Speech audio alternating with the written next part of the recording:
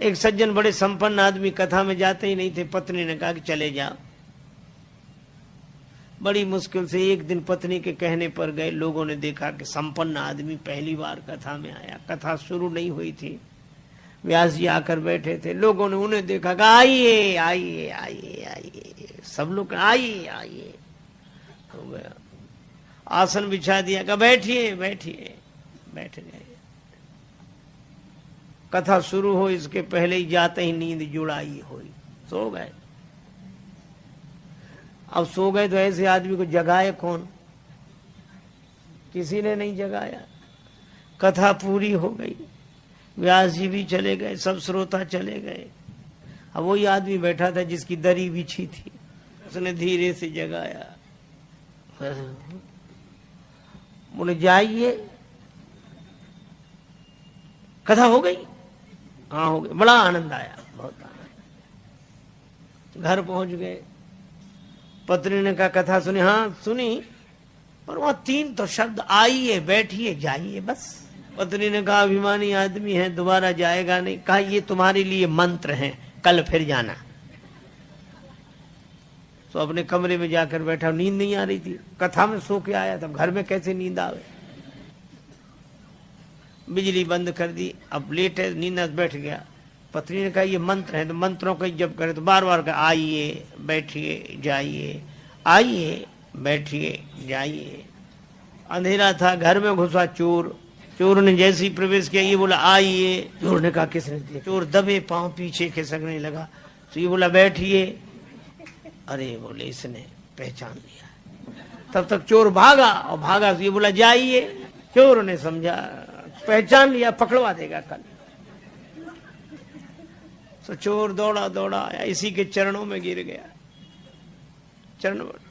चरण पकड़ ली, जो रुपया पैसा लाया था सो चढ़ा दिया, मुझे बचा। ये घबराया कि मंत्र इतनी जल्दी सिद्ध हो गए। लाइट जलाई, घबराया और देखा एक आदमी हाथ जोड़े खड़ा, रुपया पैसा। अरे भाई तुम कौन हो? वो कहे आप तो सब जानते हो, हमसे काहे को कहलाते हो। रुपया पैसा चढ़ा के गया। पत्नी को जगाया कि मंत्र तो बड़ी जल्दी सिद्ध हो गए। पत्नी ने पूरी बात समझ कर कहा कि भगवान की असली कथा से ये झूठे शब्द ले आए और असली चोर तुम्हारे शरणागत हो गया।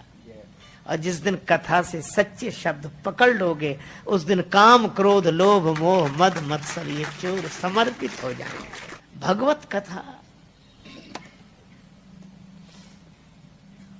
लेकिन सोने वाले को तो कथा से कोई लेना देना नहीं। और एक सज्जन तो सोते ही नहीं थे, सपना भी देखते थे। कथा में सो जाएं और सपना देखें। सो गए।